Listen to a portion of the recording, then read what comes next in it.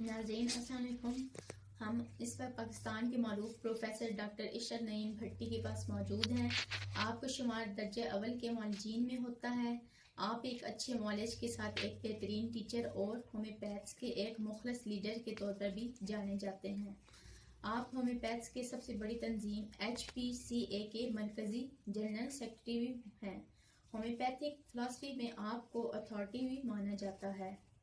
آج ہم آپ سے یہ جاننے کی کوشش کریں گے سر کہ ہومیوپیتھی کیسے دریافت ہوئی اور اس کا موجد کون تھا. اعوذ باللہ من الشیطان الرجیم. بسم اللہ الرحمن الرحیم. جو ہومیوپیتھی ایک طریقہ علاج ہے جس طرح کے دوسرے طریقہ علاج ہے. ہر طریقہ علاج کا جو مقصد ہے وہ سب کا ایک ہی ہے کہ دکھی انسانیت کی خدمت کی جائے اور انسان میں موجود مختلف بیماریوں کو اس سے نجات دلائی جائے. اور ہر ایک کا طور و ادوار جو ہے وہ ایک دوسرے سے بے شک مختلف ہے، لیکن ایم جو ہے مقصد ہے جو ہے وہ سب کا بے شک ایک ہی ہے. ظاہر ہے جب یہ طریقہ علاج ایک دوسرے سے مختلف ہیں تو ان کا جو ان کو طریقہ کار جو ان کا ہے علاج کرنے کا وہ بھی مختلف ہی ہے. تو لہٰذا جو آپ سب لوگ جانتے ہیں کہ ایک جو شروع سے جو طریقہ علاج تھا اس کو ہم طب یونانی یا اسی طرح آیویدک بھی اور دوسرے بھی پرانے جو طریقہ علاج تھے وہ ان کا اپنا ایک طریقہ کار تھا. ان کے جو میڈیسن استعمال کی جاتی تھی اس کے سورسز بھی مختلف تھے اور کو بڑے عرصے تک یہ جو ہے طریقہ علاج وہ انسانیت کی خدمت کرتے رہے اور انسان ان سے مستفید ہو کر جو بیماریوں سے نجات حاصل کرتا رہا. اس کے بعد جو ایک طریقہ علاج انٹروڈیوس ہوا دو عام چیزوں کو ملا کے، جس میں کہ ایک یہ تھا کہ جس کو ہم معالج طبیب کہتے ہیں جو ہے نا وہ اس میں آپ کے جو میڈیسن جو دینے والے لوگ شامل معالجین جن کو فزین کہتے ہیں. ٹھیک، ایک وہ ہے جو تھے اس وقت وہ جراح ہوتے تھے جو کہ نشتر سے یا کاٹا پیٹ مطلب انسان چیر پھاڑ کا کام کرتے ان کو جراح کہتے تھے. ان دونوں کے جو ملاپ سے جو ایک جدید طریقہ علاج انٹروڈیوس ہوا وہ ایلوپیتھی کا طریقہ علاج ہے. تو جو اس طرح جو ایلوپیتھی وجود میں آئی اس جو ایلوپیتھک طریقہ علاج جس کو جدید میڈیکل سائنس بھی کہا جاتا ہے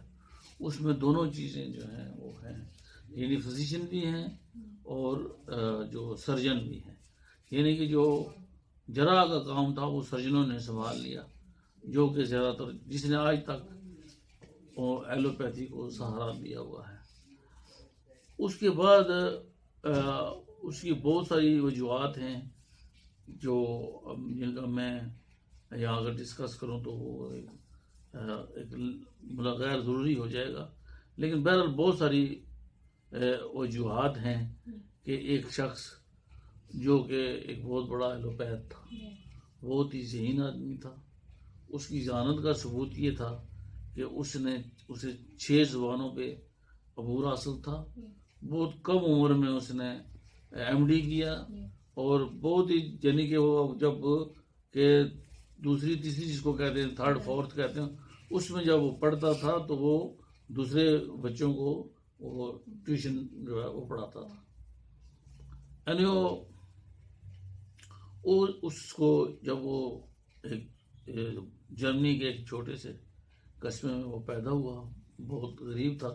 ایز یوزول، جس طرح کے زیادہ تر بڑے لوگ جو ہیں وہ غریب گھرانوں میں پیدا ہوتے ہیں تو وہ وہاں پہ پیدا ہوا. اس کے بعد جو ہے وہ اس نے MD وغیرہ کی اور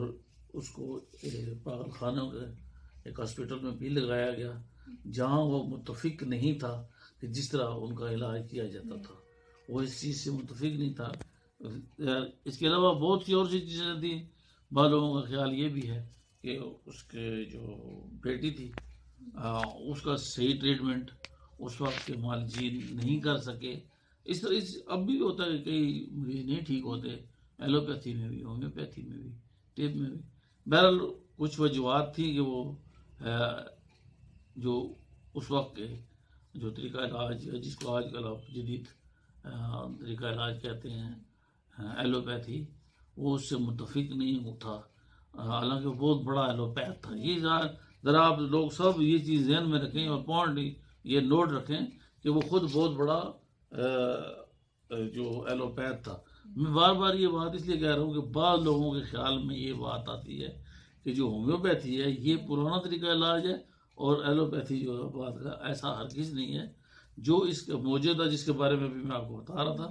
جارج فریڈرک سیموئل کرسچین ہانیمن ان کا نام تھا، جرمنی میں وہ پیدا ہوئے۔ تو جو وہ انہوں نے پھر کچھ عرصے بعد اس طرح ہو گیا کہ وہ بعد میں جب پتہ لگتا ہے ان کی لائف سے بھی کہ وہ انتہائی مخلص، ایماندار،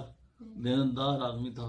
اور دل میں انسانیت کی ہمدردی، یہ سب چیزیں اس میں بہت موجود تھیں، اور سب سے بڑا یہ ہے کہ وہ خوددار بھی بہت زیادہ تھا۔ تو اس نے پھر کیا کیا کہ جب اس نے دیکھا کہ بھئی یہ طریقہ علاج نہیں ٹھیک، اب اس کی وجوہات زیادہ اور بھی تھیں، تو اس نے اس کو چھوڑ دیا۔ یہاں بھی یہ بات بڑی عام ہے کہ اس وقت تک اسے کوئی یہ نہیں علم تھا کہ کوئی اور طریقہ علاج ہے یا نہیں ہے، یا کوئی ہومیوپیتھی علم، کچھ بھی نہیں۔ بس انہوں نے کہا یہ غلط ہے، یہ ٹھیک نہیں ہے، تو لہذا اس نے اس کو چھوڑ دیا۔ اور یہ بہت بڑی بات تھی کہ ایک بڑی اونچائی پہ جانے والا ایک غریب بہت اونچی جگہ پہ جانے کے بعد پھر اس کو چھوڑ دیتا ہے۔ پھر اس کو حالات بھی فیس کیے، پھر اس کی جو حالات خراب ہو گئے، ظاہر غربت بھی دیکھنا شروع کی اس نے، لیکن ان سب باتوں کے باوجود وہ اپنے جو اس کا اصول تھے ان اصول نے نہیں چھوڑا، اور جو اس نے کہا نہیں یہ ٹھیک نہیں ہے تو میں نہیں کروں گا۔ تو پھر یہ ہے کہ وہ لائق، جس طرح میں نے آپ کو بتایا کہ بہت ہی لائق ترین آدمی تھا، تو دوست بھی اس کے بڑے اچھے تھے۔ تو کئی دوستوں نے پھر اس طرح کیا کہ انہوں نے اپنی اپنی جو ان کے ظاہر اسی لیول کے لوگ تھے وہ، انہوں نے پھر اسے اس طرح کہا کہ چلو اس طرح اس کی یہ خوددار بہت ہے تو پیسے وغیرہ لینے کا مسئلہ تو نہیں کرتا، تو اس سے پھر ٹرانسلیشنز کرواتے ہیں۔ تو انہوں نے پھر اپنی اپنی کوئی بکس دی، پھر وہ اب مختلف زبانوں میں وہ ٹرانسلیشن کرتا تھا ان کی۔ کرتے کرتے ایکچولی مسئلہ یہی ہے کہ اللہ تعالیٰ جو ہے وہ اپنے نیک بندوں سے کام لینا ہوتا ہے، اور اس طرح کے آدمی جس نے کہا جی ٹھیک ہے، اگر یہ ٹھیک نہیں ہے تو پھر اللہ تعالیٰ نے کہا ٹھیک ہے، اس کے ذمہ بھی پھر کچھ لگاتے ہیں جو اس کا قسم کا۔ تو پھر وہ کرتے کرتے اس طرح ہوا کہ اس وقت کا ایک ڈاکٹر تھے، ڈاکٹر کلن نام تھا ان کا، ان کی ایک بک کی ٹرانسلیشن کر رہے تھے ڈاکٹر ہانیمن صاحب۔ تو کرتے کرتے ایک جگہ جب پہنچے تو ایک درخت تھا جس کو سنکونا کہتے ہیں، اس کی افادیت کے بارے میں وہ بیان کر رہا تھا، وہ اس کی وہ ٹرانسلیشن کر رہے تھے۔ تو وہ جب وہ اس کے بارے میں وہ جو سنکونا میں آپ کو بتا دوں کہ ہم لوگ اکثر اب تو کم استعمال ہوتی ہے، لیکن میری عمر کے لوگ جب کونین کے بارے میں اچھی طرح جانتے ہیں جو ملیریا بخار میں استعمال ہوتی ہے، اس کے بارے میں یہ تھا کہ کونین دینے سے ملیریا بخار ٹھیک ہو جاتا تھا، اور ہوتا بھی ہے تھا۔ ہانیمن ہزار مخالفت کے باوجود ہانیمن کو بھی پتا تھا کہ کونین سے بخار ٹھیک ہوتا ہے۔ لہٰذا جب یہ بات لیکن اس چیز سے یہ نہیں مختلف تھا کیونکہ یہ کڑوی ہوتی ہے اس لیے ایسا نہیں تھا، وہ اس چیز سے متفق نہیں تھا کیونکہ یہ کڑوی ہے لہذا یہ ملیریا کو ٹھیک کرتی، ایسا بات نہیں تھی۔ تو اس نے پھر سوچنا شروع کر دیا۔ اب آپ لوگ یہاں پہ یہ ذہن میں رکھیں کہ جو ملیریا بخار ہے وہ مچھر کے کاٹنے سے ہوتا ہے، مچھر کے بھی جو مادہ ہوتی ہے اس کے کاٹنے سے ہوتا ہے، ایک خاص بیکٹیریا ہے جو جراثیم ہے جب میں جو منتقل کرتا ہے تو اس سے ملیریا ہوتا ہے، اس کی علامتیں پیدا ہوتی ہے، سردی لگتی ہے، بخار چڑھتا ہے وغیرہ، اور آپ لوگ اچھی طرح سے جانتے ہیں۔ اب انیمن اب واپس آتے ہیں، انیمن نے اس وقت یہ سوچنے شروع کی کیا وجہ ہے، یہ وجہ تو ہرگز نہیں ہے کہ یہ کڑی ہے اس لیے، لہٰذا اس کے ذہن میں کیوں اللہ تعالیٰ نے بات ڈالنی تھی نا، تو اس وقت پھر اللہ تعالیٰ اس نے ذہن میں ڈالی، تو پھر اس نے اس طرح کیا کہ اس چنکونا کی چھال لے کے اس کا کاڑھا بنایا اور دن رات اس کو پینا شروع کر دیا۔ تو پھر اس کے بعد اس کو بڑی حیرانگی کی انتہا نہ رہی کہ ایک علامہ، وہ علامات جو ایک مچھر کے مادہ کے کاٹنے سے جو جرمز انسانی جسم میں جاتا ہے، وہ والی علامات اس میں پیدا ہونا شروع ہوئی۔ جب یہ علامات اس میں پیدا ہوئی تو اس نے کہا ہو یہ وجہ ہے، اور یہ ایک بہت بڑا نسخہ جو ہے وہ اس وقت اس کے ہاتھ آ گیا، اللہ تعالیٰ نے اس کو دیا کہ جو چیز زیادہ مقدار میں کوئی علامات پیدا کرتی ہے وہی تھوڑی مقدار میں ٹھیک کرتی ہے، یعنی کہ سنکونا کی جو کافی مقدار میں جو علامات پیدا ہوئی وہی چھوٹی سی، یعنی کونین چھوٹی سی گولی ہوتی ہے اس وہ ٹھیک کرتی ہے۔ تو اس چیز کو لے کر پھر اس نے آزمائش شروع کر دی، تو اپنے جو اس کے قریبی شاگرد تھے جو بہت ہی اس پر جان نثار کرتے تھے، ابھی تک بھاگے نہیں تھے کیونکہ کافی لوگ تو اس کی غربت کی وجہ سے، بہرحال وہ اس نے اکٹھا کیا تو اس نے سب کو بتایا، تو انہوں نے کہا کہ میں بھی اور آپ بھی اب ہم لوگ تجربات کریں گے۔ پھر اس نے یہ تجربہ کیا کہ ایک چیز لے لی، مثلا ایکونائٹ لے لیا، ایکونائٹ لی تو خود بھی کھائی اور اپنے شاگردوں کو بھی کھلائی، تو پھر اس کی علامات انسانی جسم میں پیدا ہونے شروع ہو۔